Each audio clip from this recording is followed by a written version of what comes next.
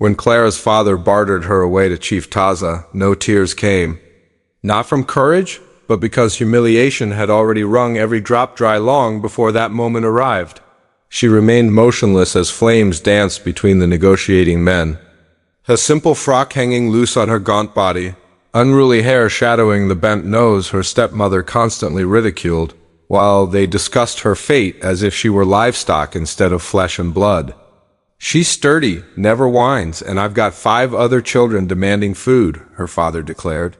Chief Taza, imposing yet silent, merely nodded before dropping furs and iron shoes to complete their transaction. Clara understood nothing of Apache ways, but she recognized abandonment when she saw it. This wasn't theft. This was disposal, like discarding a damaged possession nobody valued. Such rejection sears itself into a young woman's soul. She braced for violence or demands for submission, but Taza offered neither.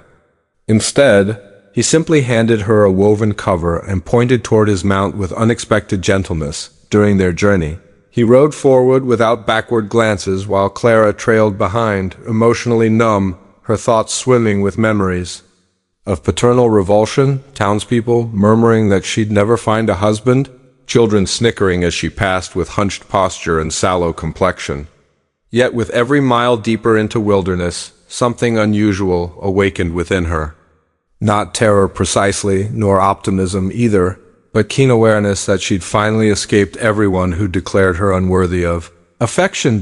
When they paused at a peaceful grove beside flowing water at dusk, Taza dismounted and truly looked at her, not through her, not beyond her, but directly at her. The stillness in his expression unsettled her more than any blow could have. Clara stood there, gripping the blanket, and whispered, "Why haven't you spoken?" Though he remained silent, he knelt and began constructing a fire between them, not for dominance or intimidation, but for warmth. Something deep within her chest, long frozen and twisted, shifted slightly toward life.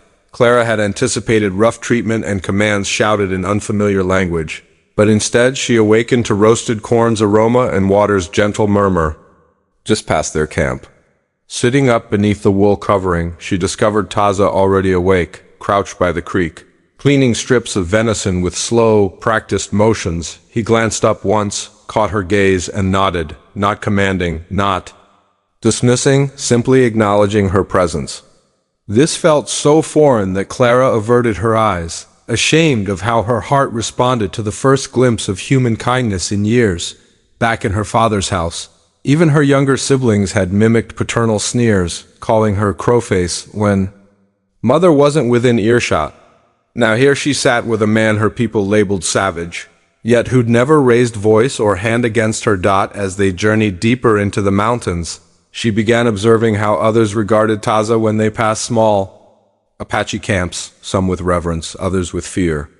She realized he wasn't just any warrior, but someone who commanded respect, someone others followed. They exchanged few words, mostly gestures and glances, but his silences held no cruelty, only patience. When she stumbled crossing a stream, he caught her arm and steadied her firmly yet gently. Clara found herself fighting back tears, not from pain, but from how alien such tenderness felt. That evening he presented her with a woven pouch filled with herbs, gesturing for her to place it beneath her sleeping mat. When confusion crossed her face, he simply murmured, "Dream good," in halting English.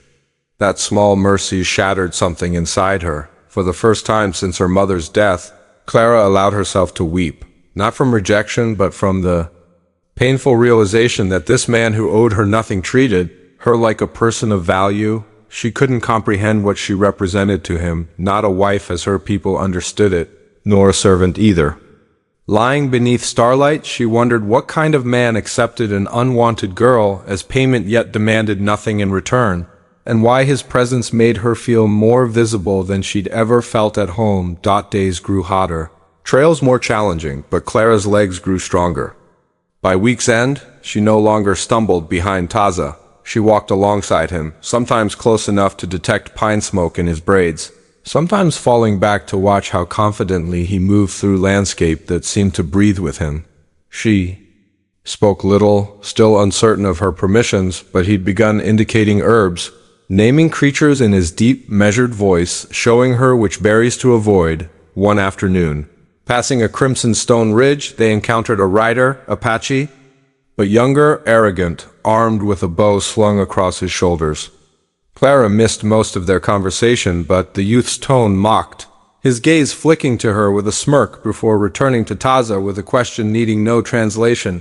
Clara's stomach twisted when the young man laughed, ugly, sharp, and muttered something as he rode away. But Taza neither flinched nor responded, simply stood there longer, jaw tense, then resumed walking. That night, camping beneath an overhang, Clara finally asked, "Do they see me as your burden?" Her voice cracked before she could stop it. Taza studied her extensively, then reached into his pack and withdrew a carved wooden comb, placing it in her palms. "My mother crafted this for her son's wife," he said slowly, accent thick but meaning clear. "But woman never returned. She died before wedding." Clara stared at the comb, its smooth curves fitting her hand as if waiting years to be held. Her throat constricted as something ancient and bitter inside her began to crack. "You could have refused me," she whispered, avoiding his gaze, but Taza answered simply, "Your eyes held sorrow. I do not reject sadness." That night, as she drew the comb through tangled hair by firelight, Clara didn't feel beautiful, not yet.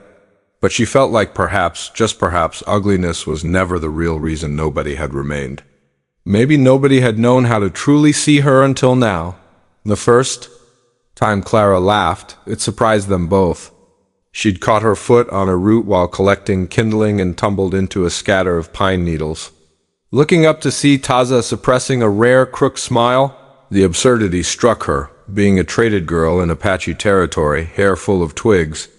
His face serene and unreadable, and burst from her in sharp, clear laughter echoing through trees. For a moment Taza simply stared. Then slowly he laughed too, not loudly or long, but genuinely. Something between them shifted again. In following days, their silence grew comfortable, almost companionable. Clara began copying his hand signals for water, fire, and sustenance, finding pride in each new lesson. One evening, as she helped prepare a rabbit he'd caught, he watched her hands and said, "You possess strength." Though not conventional flattery, it struck deeper than any compliment ever had. But peace remains fragile in a world built on suffering. It shattered the next day when they reached a small Apache village nestled in a canyon bend. Women stared, some whispering behind shawls, and an elder approached Taza with clipped, harsh words. Clara stood back uncertainly, but caught enough to know the man disapproved of her, didn't believe she belonged. Taza responded evenly, but when the elder gestured directly at Clara and spat on ground, she flinched, body folding inward from old habit. She expected Taza to maintain his usual silence, but instead he stepped forward, jaw clenched, speaking with such firm authority that even the elder retreated. Clara didn't understand the words, but the effect was clear. Taza had claimed her not as burden, but as someone worth defending. That night, camping on the village edge, Clara sat by flames and whispered, "Why do you keep protecting me?" For a long time he said nothing, just stirred fire with a stick until finally murmuring, "Because nobody defended my sister either," and she broke. Clara looked at him, truly seeing him, understanding they were both remnants of things others had discarded. But here, in the wilderness, their brokenness was beginning to fit together. They departed the village at dawn, tension still clinging to Clara like smoke from last night's fire. But Taza walked ahead with the same calm stride as always. His silence no longer cold, but thoughtful. For the first time, Clara felt less like a follower and more like a companion. She carried her own supplies, knew how to set snares, even recognized a red-tailed hawk's call overhead. And Taza, though still sparing with words, began regarding her in ways that made her chest tighten, not with fear, but with hope so unfamiliar. It felt dangerous. Yet that fragile thread was tested when they discovered a bloodied settler's wagon near a ridge base. Wheels shattered, one horse dead, the other limping with fear-matted flanks. Clara froze at the sight of the woman, blonde, pale, bruised, clutching a bloodied rifle and whispering prayers. Taza approached cautiously, but the woman shrieked at seeing him, raising the weapon with shaking hands and screaming, "Don't touch!" Me, Savage. Before collapsing in tears, Clara stepped forward, hands raised, voice soft as she said, "He won't harm you. I promise." But the woman's blue eyes locked on her with confusion and betrayal. "You're with him?" She spat as if Clara had become the betrayer. They helped her regardless. Taza tended her wounds while Clara calmed the horse.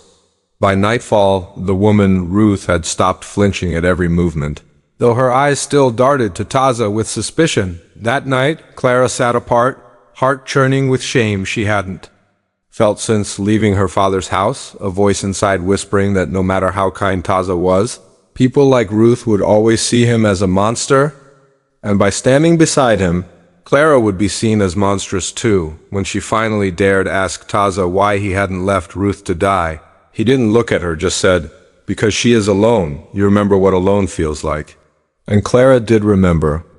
Too well. But for the first time, she realized walking beside a man like Taza meant choosing to live by different honor, not the kind written in books or proclaimed in town squares, but the quiet kind that only reveals itself when nobody else watches. Clara woke to hushed voices, Ruth's strained whisper cutting through cool morning air, words sharp with fear and disbelief. "You don't understand. He's Apache. They kill people like us," she was saying. Clara remained still, listening from behind rocks where she'd gone for water, heart sinking with every word. "He saved you," Clara said finally, stepping into view, voice firm despite the tremor beneath. "And he's treated us both better than most white men ever have." Ruth flinched, caught, but didn't retreat. "You weren't born out here," she hissed. "You don't know what they've done." Clara stared at her, 1,000 memories flashing, her father's disgust, her stepmother's cruelty, how even small children laughed at her like she didn't belong anywhere. She said quietly, "No, I know what people do when they consider someone beneath them." Later, when they resumed their journey toward a nearby army post Ruth insisted existed, Clara walked further from Taza, guilt knotting her chest. Not because she doubted him, but because she hated that part of her still feared how others would see them together. By midday, they reached the hilltop Ruth had described, and below, like a scar across prairie, lay rough wooden fences and tents of a small cavalry outpost. Clara's stomach turned. She'd dreamed of such places as a girl, places with order and roofs and safety, but now they felt foreign. Ruth was greeted with immediate care, soldiers rushing out with stretchers and questions, their eyes scanning Clara's dress and dirt-smudged face before settling cold and hostile on Taza. "Step back, Savage," one barked. When Clara opened her mouth to speak, another soldier grabbed her arm, muttering, "We'll get you home, miss. Don't worry, we'll handle him." Taza didn't resist, didn't speak, even as they forced him down and bound his wrists. Clara shouted, "Stop! He's with me." But nobody listened. The world that had always ignored her had finally noticed, but only to return her to the box. She'd spent her life escaping. As they dragged Taza toward a holding tent, he met her gaze with something unbroken. Not fear, not anger, but the same calm strength he'd shown since the night they met. In that look, Clara understood, if she didn't fight for him now, she'd be no better than the father who gave her away. Clara stormed into the captain's tent with dust still clinging to her boots and fire in her voice, fists clenched as she demanded, "Why is he imprisoned?" But the officer, a weathered man with deep lines around his mouth and whiskey on his breath, just looked up slowly and said, "Because he's Apache, miss, and that's reason enough in these parts?" She felt blood drain from her face as the room spun, not with fear, but fury. She slammed her hand on his desk, rattling a tin cup. "That man saved Ruth's life. He saved mine. He's not a criminal." The captain didn't flinch, just leaned back and said coolly, "Maybe not, but we can't have him roaming free and scaring the womenfolk, can we?" That sentence made something snap inside her. She marched out before doing something foolish, heart racing, and found Ruth seated by the fire pit, bandaged and freshly clothed, sipping tea like she hadn't just watched the man who saved her be shackled. "Say something," Clara begged, but Ruth looked away and muttered, "It's better this way. You'll be safe now." Clara stared, stunned, then whispered, "You were never the one in danger." That night, Clara found Taza kneeling in the holding tent, hands tied behind his back, eyes calm even as bruises bloomed on his jaw. She dropped to her knees beside him and whispered, "I'm sorry. I shouldn't have brought you here." He gave a small shake of his head, murmuring, "You needed to see." And she did see now, saw that the world she'd once hoped would redeem her only wanted to cage her again, mold her into something small and quiet, grateful to be saved by men who didn't see her worth unless it came wrapped in obedience. As she pressed her forehead to Taza's tears finally falling, she made her choice, not just to help him, but to walk away from every lie she'd been told about who deserved love, who deserved freedom. As stars blinked above, she whispered, "I won't let them keep you," and felt him exhale like a man who'd been holding his breath far too long. Clara waited until the outpost grew still, until men were drunk on their own righteousness, and guards near the tent dozed with rifles slack in their arms. Then she moved like someone with nothing left to lose, heart pounding as she crept through shadows to the storage shed she'd seen earlier. Inside she found a rusted hatchet, coil of rope, and bolt cutters left behind by some careless quartermaster. Slipping them beneath her shawl, she didn't feel like a rescued girl or fugitive's accomplice. She felt like herself, finally, fully, for the first time, entering the tent. She knelt beside Taza, who didn't speak, just watched with those still, knowing eyes. When she snapped chains from his wrists, he whispered, "If we run, they follow." But she shook her head, voice firm. "Then let them follow. We'll show them what real strength looks like." They moved swiftly, keeping to the tree line, her smaller frame darting ahead, clearing the way while Taza, despite his bruises, kept pace. Guiding them east toward a canyon, he said the cavalry wouldn't dare enter. By dawn, they reached the ravine, stone walls rising like sentinels. For a moment, Clara collapsed to her knees, breath ragged, not from exhaustion, but from the weight of all she'd abandoned. "They'll call me a traitor," she murmured. Taza crouched beside her, brushing a strand of hair from her dirt-streaked face. "No, only those afraid of truth use that word." They traveled 3 days, sleeping beneath rock outcroppings, eating what little Taza could catch. Though her feet blistered and body ached, Clara never once considered turning back. On the 4th morning, they arrived at a hidden clearing beside a crystal stream where an old woman sat tending a small fire, her face weathered but kind. "Taza's aunt," he explained, "who once served as shaman to our people." The woman looked at Clara without surprise, as if she'd been expecting her all along, and said softly in English, "You were not given, you were found."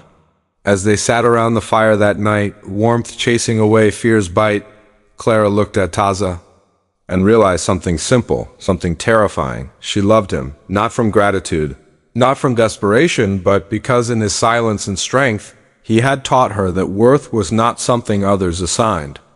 It was something you claimed. The cavalry didn't forget. Not men like Captain Marsh, who saw defiance in any woman who didn't tremble and treason in any Apache who didn't bow. When the search party found their tracks 2 weeks later, they came, armed with vengeance disguised as law. Clara spotted them first from the ridge above the clearing, 5 soldiers on horseback, rifles gleaming, Ruth among them with her arm in a sling and mouth tight as thread. She ran back to the fire where Taza and his aunt were preparing herbs, breathless, shouting, "They found us!" 5 riders, maybe more behind them. Taza stood slowly, not with panic, but with tired readiness, as if he'd always known peace couldn't last without a fight. "Go into the ravine," he told Clara. "You and my aunt hide in the stone nest." But she grabbed his arm and shook her head.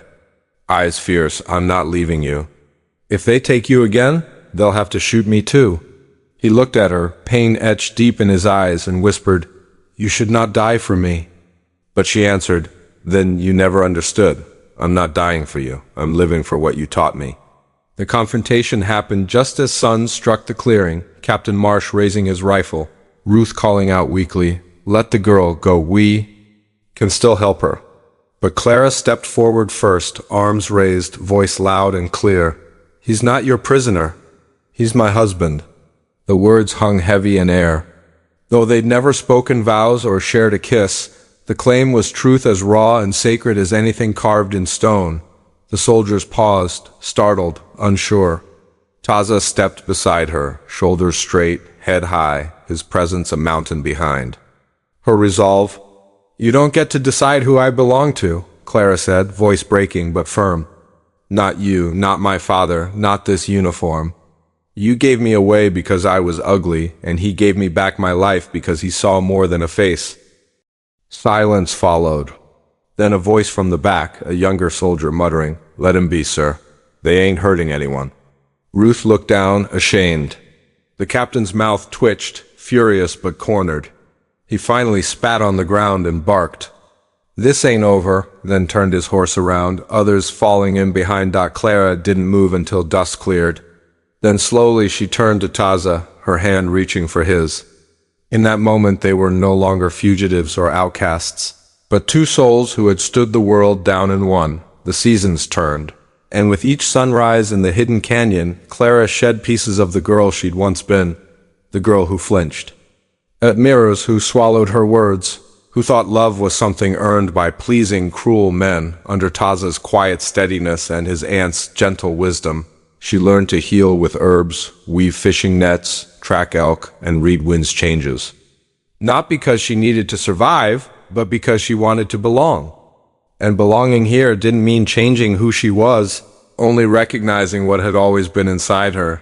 She and Taza never spoke of marriage again, but they planted corn together, shared stories beside fire, and when Clara touched his face, it was with reverence that needed no ceremony to sanctify it. Once she caught her reflection in the creek, cheeks sunburned, hands calloused, hair wild, and for the first time she didn't look away. She saw strength, defiance, and a kind of beauty no town could ever understand. Travelers came occasionally, Apache cousins, traders, even a lone priest who nodded politely and asked no questions. Word of their stand against the cavalry spread in whispers, not as scandal, but as legend. Some called her mad, others brave. But Clara didn't care. She hadn't chosen Taza to prove anything to the world, only to herself. In his arms she found truth that no sermon, no law, no bloodline had ever offered, that to be loved without conditions is the rarest gift a person can receive. When her father died, unmourned, bitter, alone, Clara felt no satisfaction, only quiet release, like the final breath after long-held pain.